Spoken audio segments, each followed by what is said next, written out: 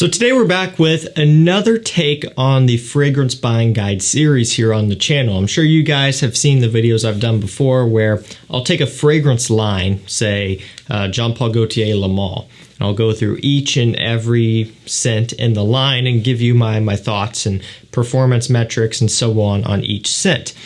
I'm doing something a little bit different with some of these more recent buying guides, and instead of focusing on one brand and one line, I'm focusing on one topic in particular. So I've done, the best blue fragrance buying guide, the best tobacco fragrance buying guide, and so on.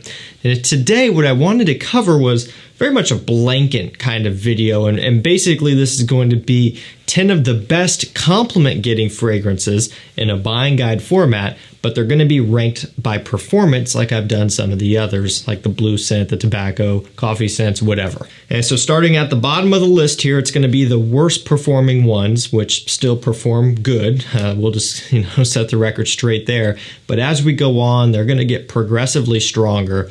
And again, I'll just tell you guys, everything in the top 5 and beyond is all very, very, very above average in performance, to the point where you kind of start splitting hairs and you don't really need anything stronger than those. So we're going to go through this here. All of these are very current in my opinion. These are still very relevant. They're not completely played out to the point where they will not work and they will not get you compliments. So these are all going to work really well for you if you just want a simple cut and dry video on some of the best compliment getters you can buy on the designer market, and you want some of the best performing ones as well. And again, keep in mind, we're only going over 10. There's many, many more out there. These are the ones that I had in mind for this video, so let's get into it. And actually, one more thing really quickly before we do, I will link these down below for you if you guys want to do any shopping and pick some of these up for yourself. Any prices I talk about will be through discounters. Another thing, I have a mailing list you can sign up to. I'm not going over anything rare in this video, but there are some scents out there that maybe you're wanting to get your hands on that are really hard to find and that are often out of stock. Things like L'Homme Ideal, Eau de Parfum and Extreme, the One Luminous Night, and so on. If you sign up to that mailing list, each time anything like that comes in stock, I send out an email so you guys can pick it up and get notified, because generally when I send out an email, within a half hour, 45 minutes, they sell out. So make sure you get on that list if you're wanting to pick up some rare gems. Okay, let's get into it. Starting off at number 10, and again, this is going to be kind of at the bottom tier in terms of performance.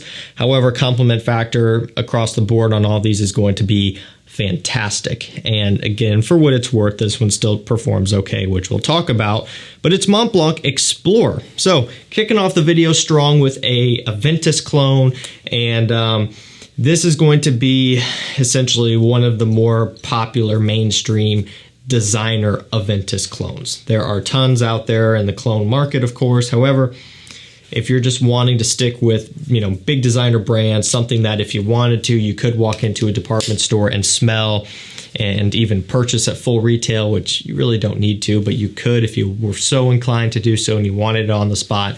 That's kind of the appeal behind something like this versus the other clones, which you really can't sample first. You got to try them and go in for a blind buy. Maybe it won't work on your skin. This is easier to test out. But really what it is an Aventus clone. Pretty simple, pretty straightforward. Very bergamot heavy off the top with a little bit of a sweet pineapple touch, a lot of birch, a lot of ambroxan, a little bit of a watery feel in here as well. And very much a mass-pleasing scent DNA. You cannot go wrong with something that smells remotely similar to this, or for that matter, Creed Aventus. In terms of performance, it's a 7-hour performer, right in that range. You might get lucky and get more. You might be unlucky and get a bit less. But for $40, $45 on discounters, it's really hard to beat this one. At number 9, this is one of the more highly respected fragrances in the designer market for men. It's one that is very popular, but it doesn't get hated on for being very popular, if that makes sense. It's PRADA L'Homme. So when you look at any of the blues with a ton of popularity, they're getting called generic and lame and boring and whatever. Now, sure, this isn't to the level of the blues, but it does have a big name for itself. However, it's pretty much nothing but love for this one, and it does deserve it. It's all about the iris with some florals, a little bit of a kind of a very light woodiness here, a little bit of a peppery accord off the top, some citrus along with that iris. Very much a fresh iris. It's soapy, it's clean, it's masculine, it's luxurious. It smells like a high-end soap, essentially. You know, it's something that's super versatile. You could wear it for anything, school, work, grocery shopping, and everything else in between. You don't have to overthink this one. Doesn't really matter what you wear it to, but you're going to be smelling great no matter what it is. It's a 7-8 hour performer. You know, I think that is very respectable given this DNA, you know, being primarily on the fresh side and florals and that sort of thing. You really can't complain. Definitely can't go wrong with this one. Generally, for 100 ml, around $100, sometimes a bit less. Moving on to number 8, we have Chanel Allure Homme Sport Eau Extreme. So very popular one as well, and one of my personal favorites from Chanel. Even up against the Bleu de Chanel's, there's something about this DNA, but more specific, the Eau Extreme flanker itself, that I really like a lot. It's the perfect balance of a bit of a minty green accord with some dusty, powdery tonka bean, and then you get, you know, some of that kind of orangey, creamy, lemony smell from the original and Allure Homme Sport, some of an aldehydic kind of freshness. This is the perfect example of what happens when you combine fresh and sweet. You get a scent that is basically bulletproof when it comes to getting compliments. You can't mess this one up. You can't knock this one down. It works for anything, anytime, for anybody. Now, the main drawback with this is going to be the price to performance ratio and or just the price itself. You really have no option but to pay retail, which is going to be up into the hundreds depending on bottle size. Going to be one of the more expensive ones in this video. You can't get it below that retail point usually, and if you are, then I would caution as to what you're buying there. It might not be an authentic product. It just depends though. And also, again, the ratio. You know, you're paying a lot of money and you're not getting nearly as good a performance as some in the top 5, which are more affordable than this. That being said, it's another 8-hour performer. It goes the hardest when you first spray it on. Within them first few hours, it really projects a lot, really punches off the skin. Over time, it dies down, and once you get down to the very end, it's pretty much a skin scent. That being said, you can't complain too much. For me, the smell makes it worth it. Speaking of price to performance ratio, at number 7, this one's around $40 at discounters, of course. It's MISSONI Parfum. So it has lemon, ginger, birch, some other woods going on in here, maybe even some other citruses as well. Grapefruit, if I didn't say that, lemon, grapefruit, both of those, along with that birchy kind of woodiness. This gets compared to Bleu de Chanel, and people go as far as to say it's a Bleu de Chanel clone. I don't think it's that simple. I do think it's very much in the same genre, but not a clone. There are Bleu de Chanel clones out there. This isn't it. That being said, it's fantastic. Really nice high-end woody scent, very masculine, and that ginger citrus combo with that birch. It has this kind of bright sparkle, but then there's even a little bit of a sweetness to it. Not a lot, nowhere near as some of the others that we're going to be talking about, but it does have just a little bit more going on, a little bit more punch, a little bit more depth, a little bit more substance to this one. For what it's worth, this is actually a pretty interesting scent. It's easy to kind of write off initially when you look at reviews, or maybe even you just look at the note breakdown and then you see that it's also borderline cheapy price. It's easy to write this one off, but I gotta say, it's impressive, all things considered. In terms of performance, it's a parfum, which, you know, is in the name here for this one, and it's a good 9-hour performer in that longevity department. Get a good amount of projection from it too, especially as it warms up. Impressive stuff for the price. If you are on a budget, this is one you should definitely be looking into, but again, we've got some more options here, couple of which that are also in this price range that even perform better. So make sure you stay tuned. At number 6, Givenchy Gentleman Eau de Parfum Boisee. So this one here, not only does it have some of that iris that the line is essentially known for, it also has some of that chocolatey cacao and sandalwood. So essentially, what's the difference between this and just the Eau de Parfum? So the Eau de Parfum uses a lot of the iris and a lot of the vanilla, a lot of the black pepper or tonka cacao.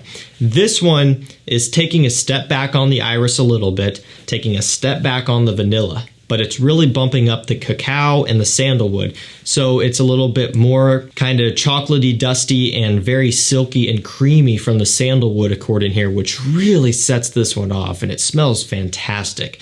Really well done flanker. I love it. I think it's great. You know, it's that DNA, but it's freshened up without going fresh. So an example would be Gentleman Eau de Toilette Intense, uses the iris, but then also a lot of cypress and aromatics and other woods going on, right? That one's fresh, or fresher anyway. This is not a fresh scent like Eau de Toilette Intense would be. And even that one still has some sweetness, some depth, right? Some woods, whatever. But essentially, it's just kind of backed off from the Eau de Parfum DNA a little bit. If that one is too heavy on the vanilla and iris, this is a really nice middle ground. I kind of think of it simply as daytime and the Eau de Parfum nighttime. Same with Eau de Parfum Reserve Privé. I just think this one's going to be a little bit more mass-pleasing overall. It's another nice performer in that 9-hour range or so. It definitely gets the job done for a pretty respectable price on discounters. I want to say 70-ish, 100 mil, somewhere around in there. It very much fluctuates, but very affordable and a great, well-done flanker. Okay, so this is where it gets interesting again. Like I had mentioned in the beginning of the video, we're starting the top 5 with this one here, and the top 5 and everything above is strong.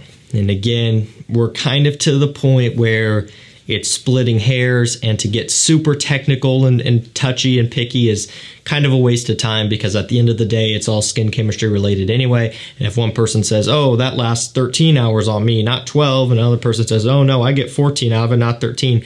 Really, it's all over the place with everything, but especially when you get into this high level of performance and longevity metrics, it basically we're to the point where they all perform incredibly well, and you just don't even need to worry about it. Starting off that list at number 5, Acqua di Gio Profumo in a Parfum concentration. So this one, of course, you guys have heard the note breakdown a million times. Incense, patchouli, and aquatic notes or sea notes in here. Very much a familiar DNA. You know, the Acqua di Gio of the 90s has been reinvented with the smokiness from the incense and the patchouli, giving it more of a masculine, tough base. Much more mysterious, nighttime version. One of my all-time favorite designer fragrances. I have raved on about this one ad nauseum at this point on the channel, so I'm not going to go any further with it. There's a whole bunch of videos of me talking about this one. That being said, on my skin, it's always been a very consistent 10 to 12 hours, and even sometimes longer than that, as crazy as it sounds for an aquatic. You got to keep in mind, what's hanging on at the end is the incense, patchouli depth and the smokiness of the base of this one at the end there. I've had nothing but great performance out of this one across a whole bunch of different bottles and everything in between. So yeah, great performer here, a great compliment getter, amazing versatility. Just one of my favorites. Okay, moving on to number 4, another one this one's gonna be a bit newer, but it's still a hot scent. It's very current to what's going on right now. In my opinion, just like all of these other ones, it's something that a lot of people are going to gravitate towards and have some amazing success with. PACO Rabanne 1 million Elixir. So it's all about the tonka, the vanilla, and everything like that. Very common note breakdown here, very common scent. It's very sweet. So we're changing gears from Profumo being an all-year-rounder, and for me, it's spring and summer is when I really like to wear it. This is going to be much more fall and winter time. So depending on where you are right now, still got some winter time left for you to bust this one out, and you can wear this one here when it's cold. Works great for that. You definitely need some cold weather behind this to tame it down because of that overwhelming sweetness. That being said, this type of overwhelmingly sweet DNA is what's really in right now. And it's in for a reason, because it works. You think brands like PACO Rabanne aren't paying attention to sales volume, then you would be crazy to think otherwise, because that is what PACO Rabanne does. They identify trends and they capitalize on them. And so there's a reason why they put something out like this, and I would imagine this one's going to continue to do incredibly well for them, that's for sure. Oh yeah, and performance, 12 hours. No joke, no fluff, no BS. It's as simple and easy as that. Very strong stuff. This one's also classified as a Parfum Intense concentration as well. Nice, heavy, rich scent. Number 3, AZZARO Wanted by Night. So another fall, wintertime one here. Depending on which you prefer, this one might be a little bit more fall-centric for you because of all the cinnamon going on, and maybe this just kind of reminds you of fall a little bit more. And personally, it kind of does for me too, because there is a fruitiness going on. So fruity notes, cinnamon, there's tobacco in here as well.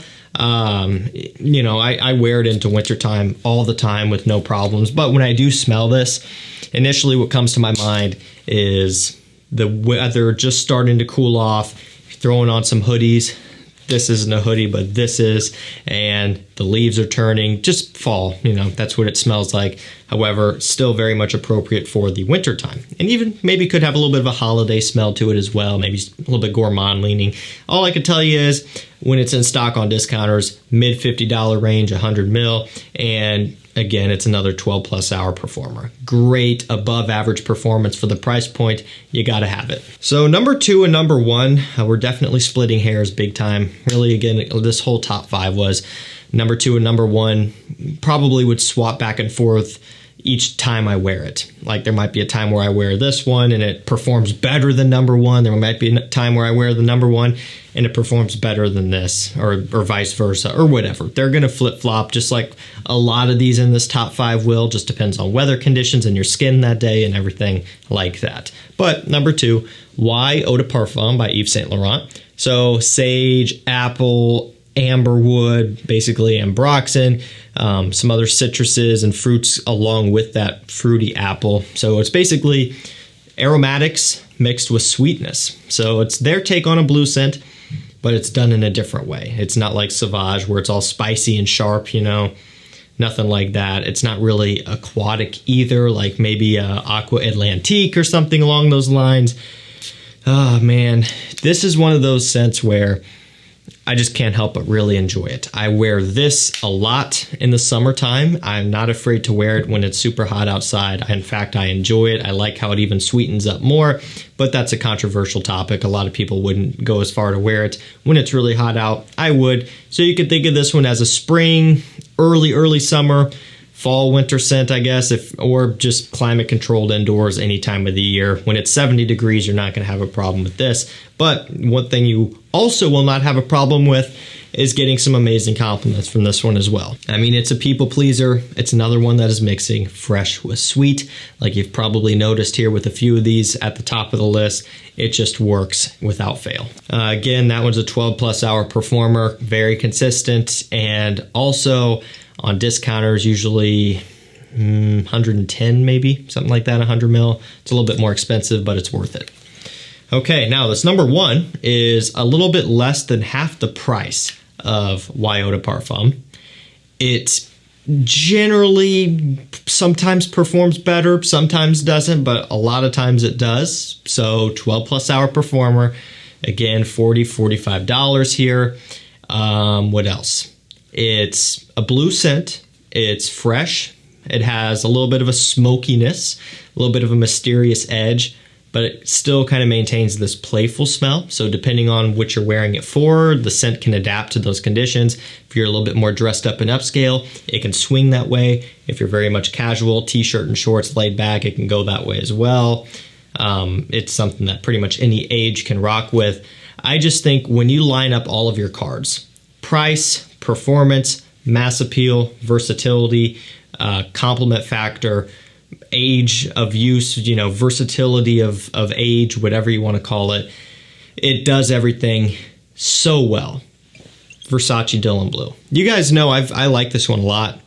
It's one that I still wear often. This is not, I have a 100 mil. This one's pretty full. It's kind of my backup bottle, and I usually use it for display like this because I like the look of the big bottles.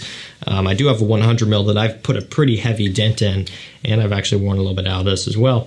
But it's one that I'm a big proponent of. And again, it all comes down to what I just said. Lining up all of your cards, it just checks all the boxes. And I think that if you're on the market for a compliment-getting performance beast, and maybe you're wanting to save a good dose of money. I mean, when you stack this up against some of the others in here, massive savings, you cannot go wrong with this. If that's what you want, compliments and performance, that's all you care about, there's no reason not to get this, because you could save a lot of money, and then you could buy a second one to go along with this. You know, I love my Why Eau de Parfums and my Acqua di Gio Profumo, and I'm biased to a lot of those, but I'm also biased to this when it comes to recommending you guys a price conscious scent, you know, something that you can go into and spend less money on but still get an amazing product. This is just about as good as it gets right here. Great stuff. You got to have this one around. All right, you guys, that's going to do it for me. 10 of the best compliment getting fragrances in buying guide format ranked by performance. Hopefully this helped you out. Links will be down below. Deals will be on my community tab, but also going out to my mailing list almost on a daily basis. Make sure you get signed up to that. Thank you so much for watching. Stay safe, stay healthy. We'll see you tomorrow with another one. Take care.